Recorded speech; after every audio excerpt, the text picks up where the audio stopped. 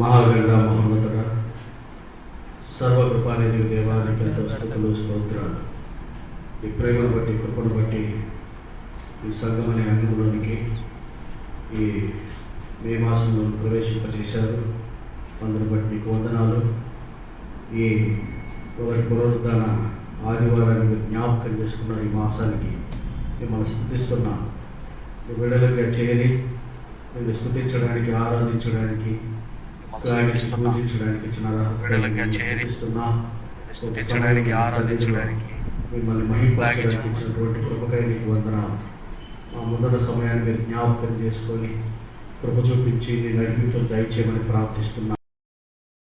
సమయాన్ని మీరు జ్ఞాపకం చేసుకొని కృప చూపించి నీ నడిపింపును దయచేయమని ప్రార్థిస్తున్నా. ప్రభువా, నీ స్వరాన్ని వినిపింపచేయండి.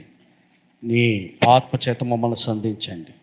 ఏ విధంగా నిన్ను ఆరాధించాలో, ఏ విధంగా నిన్ను మహింపరచాలో నీ ప్రియకుమారుడు మా సొంత రక్షకుడు క్రీస్తు యేసు కృపచేత మేము నిన్ను ఆరాధించుటకు, శ్లాఘించి పూజించుటకు, ఆయన యొక్క బలిత్యాగం చేత విమోచింపబడినటువంటి హృదయములుగా నీ సన్నిధిలో మేము కుమ్మరింపబట్టుకు సహాయపడండి. నీ నడిపింపును దయచేయండి. నీ వాక్కును మాకు అందించండి. కంటికి కనిపించినటువంటి అంధకార శక్తులు, చీకటి శక్తులను, ప్రభావాలని పారదోలండి.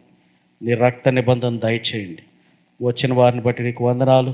రావాల్సిన వారిని త్వరపడి తీసుకురమ్మని ప్రార్థిస్తున్నా. మా తలంపుల గమనాలు సమస్త నీ స్వాధీనంలో ఉంచుకోండి. నీ ఆత్మకార్యాన్ని దయచేయండి. వాతావరణాన్ని స్వాధీనంలో ఉంచుకోండి. నా తండ్రి, ఈ పరిశుద్ధ దినం నీ బిడ్డలందరూ సమకూర్చబడాలా, నేను ఆరాధించాలా, భూమి మీద వర్షం పడకుండానట్లు సహాయపడమని ప్రార్థిస్తున్నా.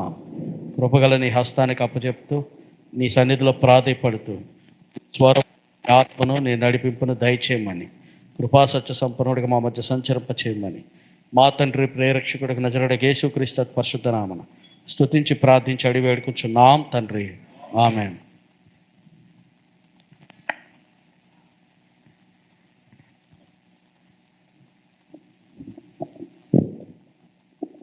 పరిశుద్ధ గ్రంథంలో నుండి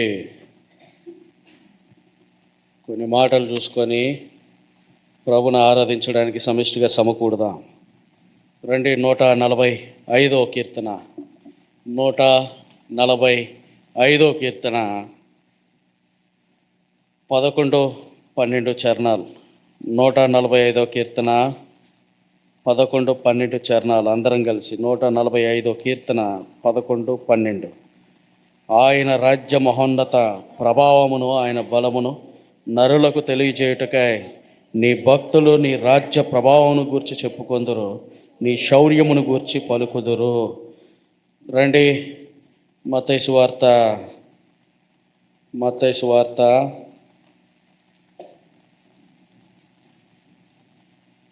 16వ అధ్యాయం 24, 25. మత్తయి సువార్త 16వ అధ్యాయము 24, 25 వచనాలు అందరం కలిసి. మత్తయి సువార్త 16, 24, 25. అప్పుడు యేసు తన శిష్యులను చూచి, ఎవడైనా నన్ను వెంబడింపగోరినెళ్ళ తను తాను ఉపేక్షించుకొని తన సిలువనెత్తుకొని నన్ను వెంబడింపవలను. తన ప్రాణము రక్షించుకొని గోరువాడు దాన్ని పోగొట్టుకొను, నా నిమిత్తము తన ప్రాణమును పోగొట్టుకున్నవాడు దాన్ని దక్కించుకొనును. సింహాసనం అధిష్ఠించిన ప్రభువారు తన ఆత్మశక్తి చేత మనతో మాట్లాడి సంధించి యోగ్యమైన ఆరాధన స్వీకరించునుగాక. ప్రభు అంటాడు 145వ కీర్తన సందర్భంలో ఈ 11వ చరణం, ఆయన రాజ్య మహోన్నత ప్రభావము, ఆయన బలమును నరులకు తెలియజేయుటకై. ఆయన రాజ్యం మహోన్నతం. ఎవరి రాజ్యం అది? మనుషుల రాజ్యమా? కాదు. సింహాసనం అధిష్ఠించిన ప్రభువారు తన ఆత్మీయమైనటువంటి నడిపింపు, తనకిష్టమైనటువంటి బిడ్డలకి తన రాజ్యమును గురించినటువంటి నడిపింపును కనపరుచుటకు, అందుకే ఆయన రాజ్య ఘనతకు, ఆయన మహిమకు కలిగినటువంటి స్తోత్రార్హమైనటువంటి కీర్తనలను ప్రకటించడానికి, ప్రచురించడానికి ఈ 150 పాటలు కలిగినటువంటి యెహోవా కీర్తనని జ్ఞాపకం చేశాడు. ఆ దినాల్లో మోషే ధర్మశాస్త్రానికి ఎంత ప్రాముఖ్యతో ఈ కీర్తనలను గావించబడినటువంటి 150 పాటలు కలిగినటువంటి ఈ పాటలకు కూడా అంతే ప్రత్యేకత. ఇశ్రాయేలు కాల్బలము వారు సంచరించినప్పుడల్లా ప్రభువులతో కలిగినటువంటి అనుబంధాన్ని జ్ఞాపకం చేసుకోవడానికి దైవజనుడు దావీదు భక్తుడు, మరి సొలొమోను, మరి కోరహు, ఆస ఇంకా మొదలగు వారు నిర్మించినటువంటి ఈ పాటలన్నిటినీ యెహోవా కీర్తనలుగా గావించబడ్డాయి. అంతే వీటిలో ప్రత్యేకత ఏంటి అని అంటే ప్రభుని ఎలా స్తుతించాలి, ఎలా గణపరచాలి. దైవజనుడు దావీదుకు ఉన్నటువంటి అనుభవం ఏంటంటే దినమునకు 3 మార్లు ప్రార్థించడము, 7 మార్లు స్తుతించడం ఆయనకు కలిగినటువంటి లక్షణం. ఈ 7 మార్లు కలిగినటువంటి స్థుతిలో ప్రభు కలిగినటువంటి మహిమ. అప్పటికి ఆయన కలిగినటువంటి చింత ఏంటంటే నీ కోరికను సిద్ధింపజేసి నీ ఆత్మను నడిపింపజేయడానికి కావలసినటువంటి మార్గమును కనపరచని అడగడమే ఆయన పని. అంటే ఆరాధించుటకు మనకు కావలసినటువంటి స్థిరం ఏంటంటే ప్రభు యందు నడుచుట. ఈ ప్రభావాన్ని జ్ఞాపకం చేసుకున్నప్పుడు భక్తులకు రాజ్య ప్రభావం చెప్పుకునే శౌర్యమును గురించి పలకాలి. అంటే ఎవరు చెప్పాలి ఆయన శౌర్యం గురించి? అనుభవం ఎరిగిన వారు చెప్పాలి. అనుభవం లేని వారు ఎలా చెప్తారు? అందుకే ప్రభు అంటాడు, ఆరాధించుటకు నీకు అనుభవం ఏంది, నీ ఆత్మీయత ఏంది, నీ స్థితిగతులు ఏంది. రండి మత్తయి సువార్త సందర్భంలోకి వెళ్దాం. మత్తయి సువార్త 16వ అధ్యాయము 24వ వచనము. అప్పుడు యేసు తన శిష్యులను చూచి, ఎవడైనను నన్ను వెంబడింపగోరిన యెడల తను తాను ఉపేక్షించుకొని తన సిలువనెత్తుకొని నన్ను వెంబడింపవలను. వెంబడించువాడు సిలువనెత్తుకొని. ఎలా వెంబడించాలా? క్రీస్తుయే గురిగా క్రీస్తు ప్రభుని ధరించుకొని ఆయనను వెంబడించువారు. అందుకే ప్రభు చెప్పే పదాలు కూడా కొన్ని అమోఘంగా ఉంటాయి. రండి యోబు కావ్య గ్రంథం 14:4. యోబు కావ్య గ్రంథము 14వ అధ్యాయము 4వ వచనం. యోబు కావ్య గ్రంథం 14వ అధ్యాయం 4వ వచనం. పాప సహితంలో నుండి పాపరహితుడు పుట్టగలిగిన ఎంత మేలు. అలాగ ఎవరును ఇప్పుడు అంటాడు, లోకము పాపం అయిపోయింది, పాపం భరింపలేనిది, పాపం వల్ల వచ్చేది మరణం. ఈ మరణాన్ని స్నేహించాలి, ఈ మరణాన్ని జయించాలంటే అది ఊబి, దానిలో నుండి బయటికి రాలేనటువంటి పరిస్థితులు. అందుకే ఆయన అంటాడు, ఈ పాపం లోకంలో నుండి పాపరహితుడు పుట్టగలిగితే ఎంత మేలు. అబ్రహాము కాలం నాటి దైవజనుడు యోబు ఆయన వేసిన ఒక ప్రశ్న ఈ లోకానికి, నీకు నాకు విమోచన కారకుడైనటువంటి రక్షకుడు అవతరించాడు. ఆయనలో శ్వాసన వెదజల్లు ప్రభావం. అందుకే ఆయన అంటాడు, ఎవడైనను నన్ను వెంబడింపగోరిన యెడల. ఎలా వెంబడించాలా? రుచి చూచిన వారు వెంబడిస్తారు, దేవునితో నడిచేవారు వెంబడిస్తారు, దేవుని పోలికగా జీవించువారు వెంబడిస్తారు. అంతేగాని లోకము దాని ఆశలను ధరించుకున్నవారు ఆయనను వెంబడించుట అసాధ్యం. అందుకే అంటాడు వెంబడించుట. ఎలా వెంబడించాలా? ఆయన వెంబడించే విధానం ఏంది, మార్గం ఏంది మన జ్ఞాపకం చేసుకుంటే ఆయన అంటాడు, లూకా సువార్త 23వ అధ్యాయం సందర్భంలో ఒక పదాన్ని అంటాడు. రండి లూకా సువార్త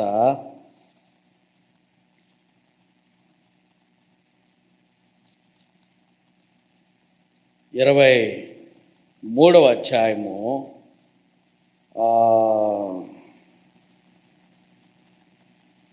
8వ వచనం ఒక మాట చూడండి.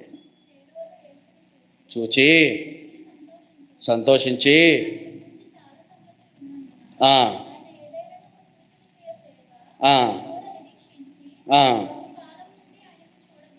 ఇప్పుడు అంటాడు, యేసును చూడగోరినటువంటి హేరోదు అంటే సాధారణమైనటువంటి మనుషులే కాదు, అగ్రగమని గమనించినటువంటి రాజ్యాధికారం కలిగిన వారికి కూడా ఆయన చూడడానికి చాలా సంతోషం. నిజానికి చెప్పాలంటే ఈ వెంబడించుటలో 2 అర్థాలు కలిగి ఉన్నాయి. ఒకటి హృదయపూర్వకమైనటువంటి విరిగి నలిగిన వారు, ఇంకొకటి ఆశ్చర్యచకితులు. అంటే తన ద్వారా కలిగినటువంటి సూచనను చూచి నమ్ముటకు, లేక విశ్వసించుటకు, లేక దాన్ని గ్రహించుటకు, లేక తాత్కాలికమైనటువంటి విత్తనంగా మార్చబడిన వారు. అందుకే ఇక్కడ అంటాడు హేరోదు ఎప్పటి నుంచో అనుకుంటున్నాడు. ఆయన కలిగిన నిబంధన ఏంటంటే బాప్తిస్మం ఇచ్చే యోహాను తలగొట్టించాను, ఆయనే పుట్టి ఉన్నాడు. ఎవరైనా నజరేయుడైన యేసు ఆయన పోలికలోనే ఉన్నాడు. ఇప్పుడు నేను తలగొట్టించిన వ్యక్తి ఇప్పుడు ఆయన నా కళ్ళ ముందుకు వచ్చి ఏదైనా గొప్ప అద్భుతం జరిగితే చూడాలా. ఎలా చూడాలా? ఆకాశం నుండి భూమి మీద గుమ్మరింపబడేది, లేకపోతే ఆయన కళ్ళ ముందు ఎవరైనా చనిపోవడం, లేకపోతే వారిని పైకి లేవడం, ఇది నా కన్నులార చూస్తే కానీ నేను నమ్మను. చూచిన వారి కన్నులు కలిగినది విశ్వాసత, చూడక నమ్ము వారిది విశ్వాసతలో ఎదుగుదల. ఈ రెండిటికి వ్యత్యాసం ఏంటంటే, తోమా సంకల్పం అంటాడు, నేను చూస్తే కానీ నమ్మను, ఇది నా నమ్మకం. చూడక నమ్ము వారేందంటే హృదయంలో విశ్వసించాము, అది అనుభవపూర్వకంగా ఎరిగాము, ఆ విశ్వాసత మా కన్నులకు కనపరచబడ్డాయి. రండి లూకాసు వార్త 24:13. లూకాసు వార్త 24 అధ్యాయము 13 వచనం.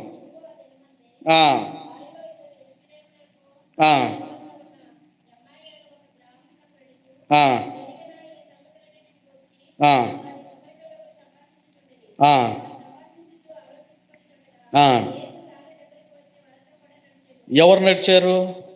యేసు తానే.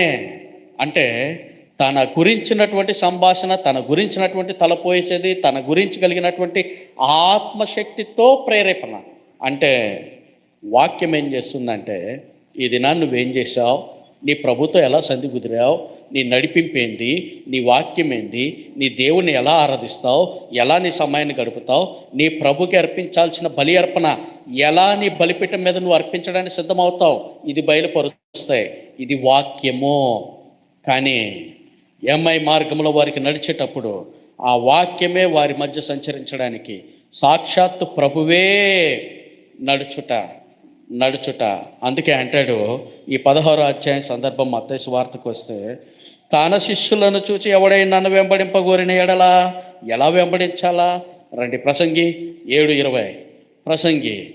ప్రసంగి పుస్తకం 7వ అధ్యాయము 20వ వచనం. ప్రసంగి 7:20.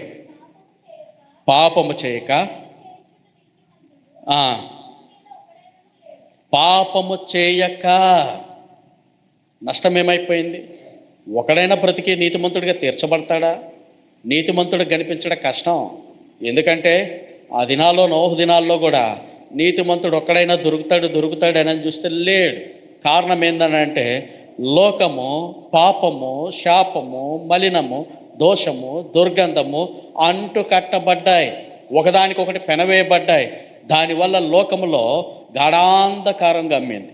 అందుకే ఆదికాండం 3 వచనాల్లో కూడా అంటాడు, ఏమంటాడు చదవండి. ఆదికాండం 1వ అధ్యాయము 3 వచనాలు.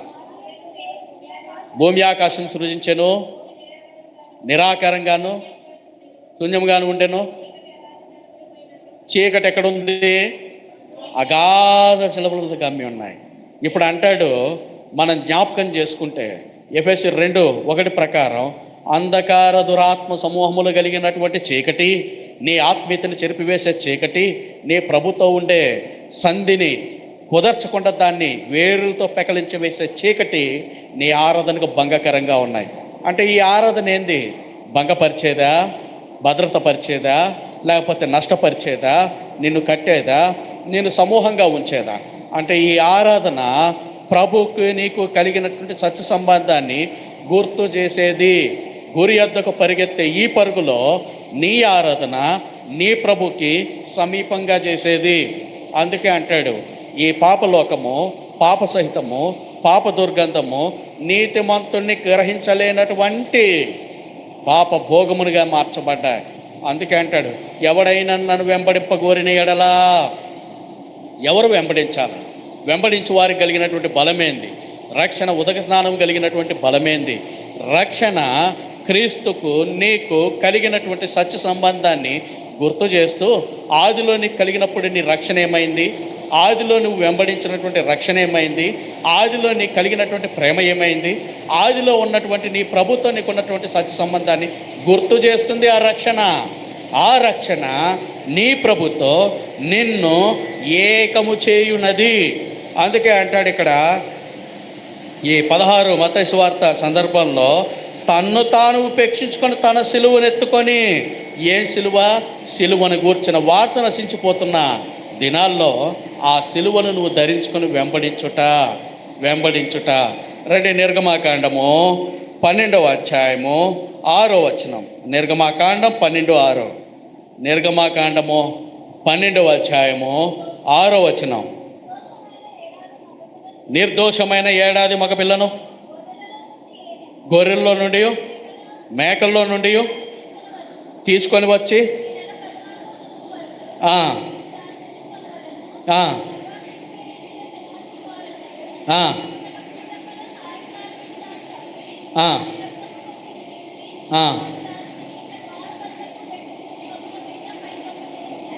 ఇప్పుడు అంటాడు, నిర్దోషమైనటువంటి బలి అర్పణ కావాలా? ఏం బలి అర్పణ? సిలువ దగ్గరికి నువ్వు రావాలంటే ఒక బలి అర్పణ ఉండాలి. సిలువతో నీకు ఒక సంబంధం ఉండాలంటే ఒక బలి అర్పణ ఉండాలి. నువ్వు వెంబడించే ఆ సిలువను నువ్వు ఎత్తుకొని మోసుకుంటూ నీ సిలువను ఆ సిలువ దగ్గరికి సమీపంగా. అందుకే ప్రభు అంటాడు ఆ 11 మొదటి కొరింథీ సందర్భాన్ని కూడా, ఆయన శిరస్సు మన శరీరం. అందుకే ఏకమయ్యుండులాగున, నేనుండు స్థలంలో మీరు ఉండులాగున, నా శరీరం మీ శరీరము మరి మాంసమును అంటినటువంటి ఎముక రక్షణకరమైన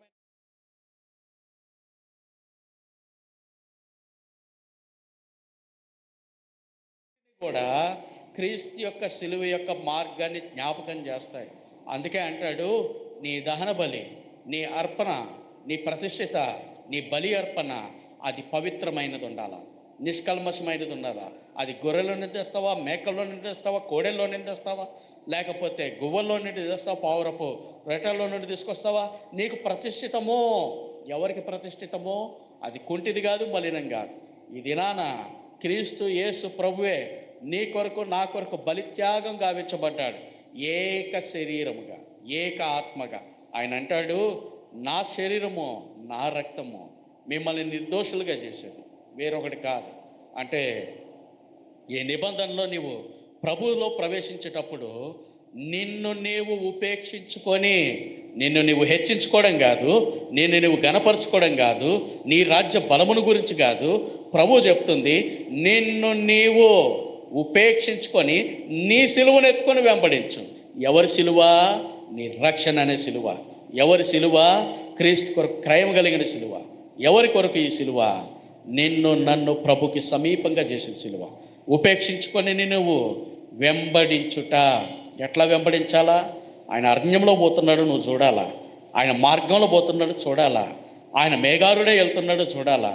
ఆయన మార్గము నీ కన్నులకు బాసికగా ఉండాలా, నీ కన్నులకు వెలుగు దీపముగా ఉండాలా. అందుకే అంటాడు, నీ పాదాలకి దీపం దొరికితే కానీ నీ మార్గం సరళతలో ఉండదు.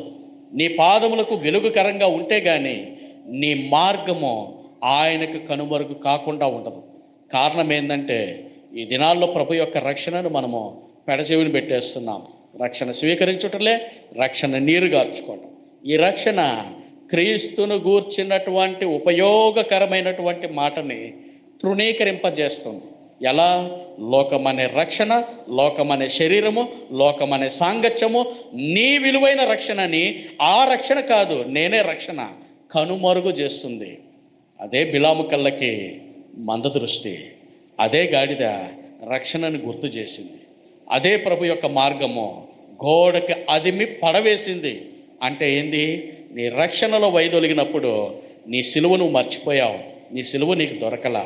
నన్ను వెంబడించేవాడు తను తాను ఉపేక్షించుకొని తన సిలువను ఎత్తుకొని వెంబడించవలేను. ఇప్పుడు అంటాడు 25వ చరణం చదవండి, 16-25 మత్తయి సువార్త. తన ప్రాణమును రక్షించుకునేవాడు దాన్ని పోగొట్టుకొను, నా నిమిత్తము తన ప్రాణం పోగొట్టుకునేవాడు దాన్ని దక్కించుకొను. తన ప్రాణము రక్షించుకుంటా. ఎవరు తన ప్రాణాన్ని రక్షించుకుంటా? తన ప్రాణము తనకి. ప్రభు అంటాడు కదా, వారి కడిపే వారికి దేవుడు. అంటే తమ ప్రాణమును గూర్చినటువంటి చింత, తమ ప్రాణమును గూర్చినటువంటి సుఖం, తన ప్రాణమును గురించి కలిగినటువంటి భద్రత, ఇవన్నీ నష్టపరిచేవే. ప్రభు అంటాడు, రండి యోహాను సువార్త 21:15 యోహాను సువార్త 21వ అధ్యాయము 15వ వచనం. చూచి, సీమోను ఎక్కువగా ప్రేమించున్నావా?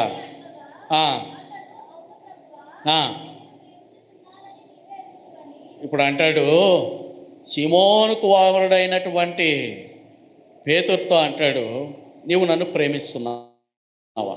ఎందుకు ప్రేమిస్తున్నా? అసలు ప్రేమించాల్సిన పనేంది? నాతో నీకున్న సంబంధం ఏంది? ఆయన అంటాడు, నీకు తెలుసు కదా ప్రభువా, నువ్వు వచ్చావు ఓడ దగ్గరికి, బాగానే ఉంది.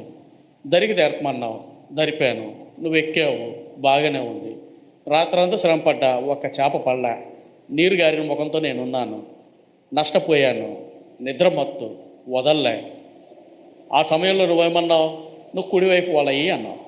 నువ్వు కుడివైపు వలవేమంటే నేను అన్నాను, రాత్రంతా శ్రమపడ్డా, ఎందుకు పట్టానో, నష్టపడ్డాను, నీకు చెప్పాను. నువ్వు అన్నావు, నీ నమ్మిక చెప్పున, నీ మాట చెప్పున, నీ బలము చెప్పున నేను వేస్తాను. మరి అప్పుడు నీకు అర్థమైంది కదా. ఇప్పుడు మళ్ళీ నా కొరకు ఏం చేస్తావు?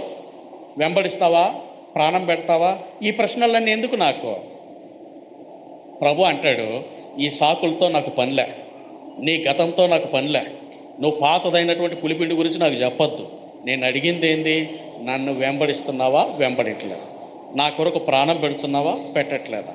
ఈ దినాన ప్రభు నన్ను అడిగేది ఏంటంటే, నీ రక్షణ ఎప్పుడు ఆరంభమైంది? పొలానా సంవత్సరం, పొలానా తేదీ, పొలానా దినాన నీటి బాప్తిస్మం కూడా సాక్ష్యం ఇచ్చాను. ఇది నాకు అక్కర్లే. నేడు నీవు నాతో కూడా జీవిస్తున్నావా, జీవించట్లేదా? నా మార్గము నీకు తెలిసిందా, తెలియలేదా? నా మార్గం కనుమరుగైందా, దాన్ని సంరక్షించుకుంటున్నావా, నువ్వు ఉపేక్షించుకుంటున్నావా? నీ ప్రాణము కొరకై సిలువను విడిచిపెట్టావా?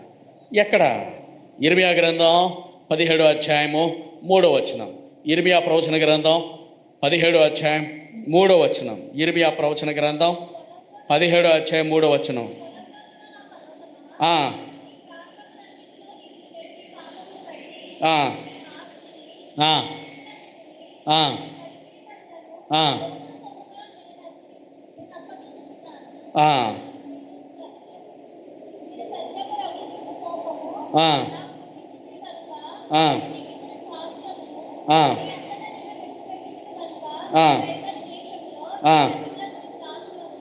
ఇప్పుడు అంటాడు, పొలములోనున్న నా పర్వతమా, నీ ప్రాంతములన్నిటిలో నువ్వు చేయి నీ పాపమును బట్టి నీ ఆస్తి నిధులన్నిటినీ నీ బలిపీఠముల దోగుడు సొమ్ముగా నేను అప్పగించుచున్నాను.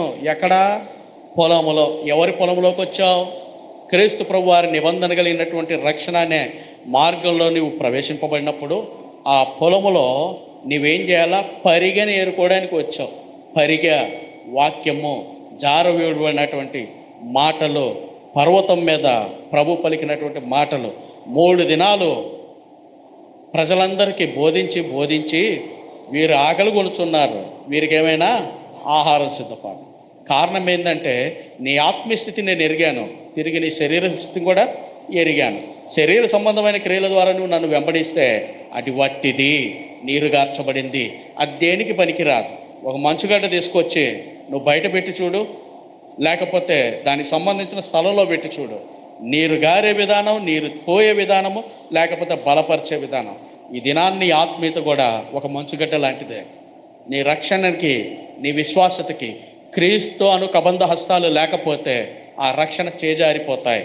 పేతురుతో కూడా అంటాడు, సీమోను బరియోనా, సాతాను నిన్ను పట్టి జల్లించడానికి ఎంతో ప్రయత్నం చేసి ప్రభువుని వేడుకుంది, కానీ ఆ పర్వతటిని నేను శరణు వేడాను. నీ నమ్మిక తప్పిపోకుంటున్నట్లు నీవు బలపడి ఇతరులను కూడా బలపరుచు. అంటే రక్షణ ఏంది? నీవు బలపడమే కాదు, ఇతరులు కూడా బలపరిచేది.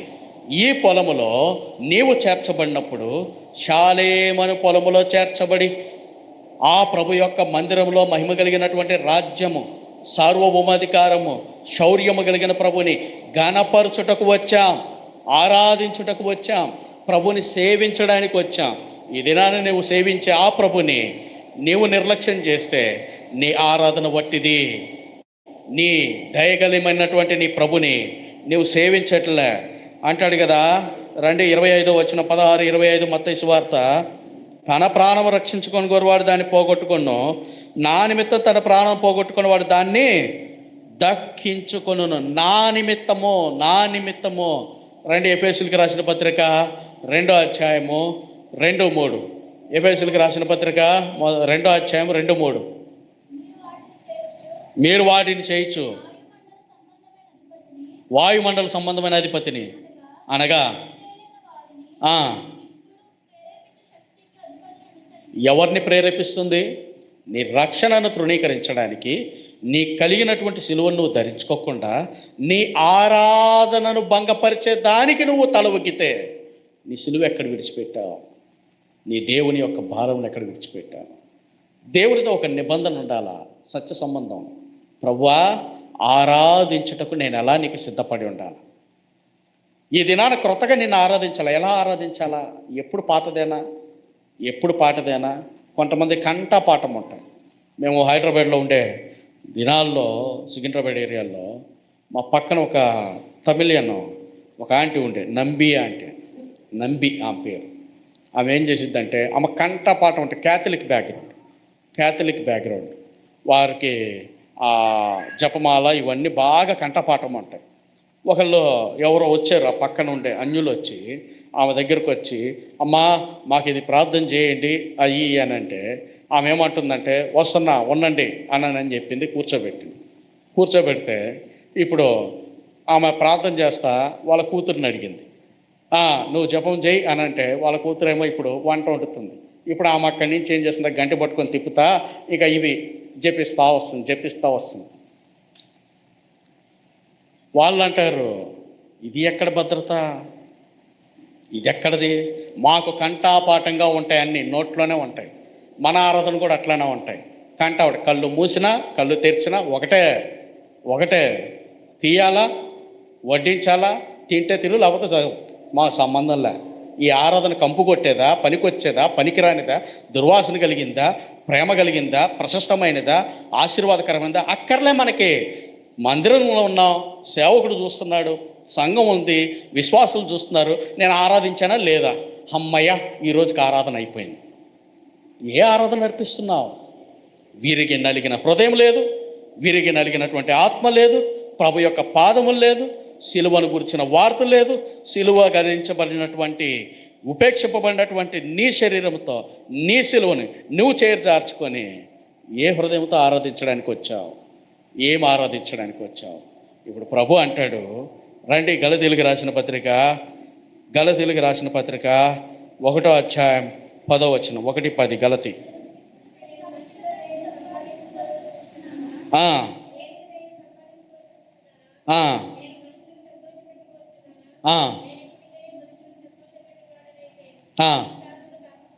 ఇప్పుడు ఏమంటాడు? మనుషులు సంతోషపెడతానికి వచ్చాను నేను కాదు, ప్రభుని ఆరాధించడానికి వచ్చాను, ప్రభుని సంతోషపెట్టడానికి. ఇప్పుడు రండి, 145వ కీర్తన 11-12. మనుషులను సంతోషపెట్టి వారం కాదు కానీ దేవునినే సంతోషపెట్టాలా, దేవుణ్ణే మహింపరచాలా. ప్రభువా, నీవిచ్చిన ఆరాధన ఎటువంటిది, నీవిచ్చిన బలం ఎటువంటిది. అందుకే అంటాడు 145వ కీర్తన 11-12లో, ఆయన రాజ్య మహోన్నత ప్రభావమును ఆయన బలమును నరులకు తెలియజేయటకు. ఎవరి నరులు? క్రీస్తు రక్తం చేత కడగబడిన వారు, విమోచింపబడిన వారు, తమ హృదయమును ఆ రక్తములో కడిగించుకుంటూ తమను తాము ప్రభుకు అప్పచెప్పువారు, తమను తాము ప్రభుకు సమర్పించుకునేవారు. ఇప్పుడు అంటాడు, ఆ కింది పదంలో అంటాడు చూడండి 12, నీ భక్తులు నీ రాజ్య ప్రభావం గురించి చెప్పుకొందురు, నీ శౌర్యమును గురించి. ఏంటి ఆ శౌర్యం? గొల్గొతా కొండ దగ్గర ఆయన యొక్క యాత్రా జీవితంలో 30 సంవత్సరాలు తల్లిదండ్రులకు లోబడి 3.5 సంవత్సరాలు తన ప్రయాసాన్ని ఈ లోక రాజ్య వ్యాప్తి కొరకే ప్రయాసపడి ఆయన అంటాడు సమాప్తము. ఇప్పుడు అంటాడు, కొట్టబడినటువంటి కొరడ, దృఢబడినటువంటి వీపు, చేల్చబడినటువంటి శరీరము, కార్చబడినటువంటి రక్తము, ఈ నిబంధనలన్నిటినీ కూడా విమోచించి విడుదల కలుగు చేసి ఆ ప్రభు చేసినటువంటి బలిత్యాగాన్ని జ్ఞాపకం చేసుకొని నీవు నేనేం చేయాలా? ఆయన పాదములకు సమర్పించాలి. ఏం సమర్పించాలా? ప్రభువా, ఇదిగో నీ ఆరాధన, నా కొరకే ఇంతగా నీ విమోచించావు, నరుల ఎడల నాకు బాహాటంగా నీ శౌర్యాన్ని కనపరిచావు, భూ ప్రజల ఎడల నీ మహాపరాక్రమాన్ని కనపరిచావు. ఎవరు ఎన్నిక చేయలే, నువ్వు ఒక్కడవే నన్ను ఎన్నిక చేసింది. నన్ను జ్ఞాపకం చేసుకున్నావు. ఇదిగో నా సిలువను ఎత్తుకొని నేను వెంబడిస్తున్నాను. ఇదిగో ఈ సిలువ నాకు రక్షణ కలుగు చేసింది. ఈ సిలువ నీ మార్గమును కనపరిచింది. ఈ సిలువ నీ రక్తదారులో నింపింది. అందుకే ఇదిగో నా స్తుతి ఆరాధన. ఇంత గొప్ప మేలులు చేశావు, లోకం ఇవ్వనటువంటి శాంతిని నీవు ఇచ్చావు, మహిమతో నన్ను జ్ఞాపకం చేసుకున్నావు. ఇంత గొప్ప క్రయధనముగా నీవు నాకు ఇచ్చినటువంటి ఈ స్తుతి ఆరాధన నీకే అర్పిస్తున్నాను. ఇది శ్రేష్టమైన ఆరాధన, కలుషితమైన ఆరాధన కాదు, కల్పితమైన ఆరాధన కాదు, ఇతరులను మెప్పించే ఆరాధన కాదు. ప్రభు యొక్క సర్వాంగ హోమంతో ఆయనకి నీ హృదయం అనే బలిపీఠం మీద, నీ హృదయం మీద శ్రేష్టమైన విరిగి నలిగిన హృదయంతో నీ బలి నువ్వు అర్పించు. వేరే వాళ్ళ బలి నువ్వు అర్పిస్తే ఏమొస్తాయి? నీ బలి నువ్వు అర్పిస్తే అందులో ఘనత నా ప్రభు ధవలవర్ణుడు, రత్నవర్ణుడు 10,000 మందిలో గుర్తించవచ్చును. అట్లా గుర్తించే రీతిగా శ్రేష్టమైన ఆరాధనని ప్రభుకు సమర్పించడానికి ఏకమైనటువంటి ఆత్మ కలిగి ప్రభు మనల్ని యోగ్యమైన ఆరాధనలోనికి ప్రవేశింపజేయునుగాక.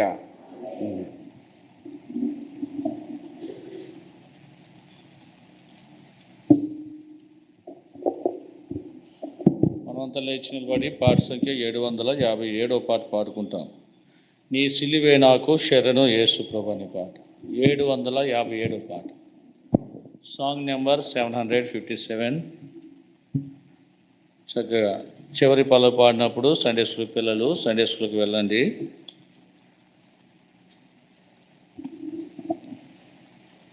వాష్రూమ్కి వెళ్ళాలన్నా, మంచినీళ్ళు త్రాగాలన్నా ఈ సమయాన్ని సద్వినియోగం చేసుకోండి. బహుశా అందరూ ఇప్పుడు వచ్చారు కాబట్టి అలాంటి పని ఉండదేమో అనుకుంటున్నాను.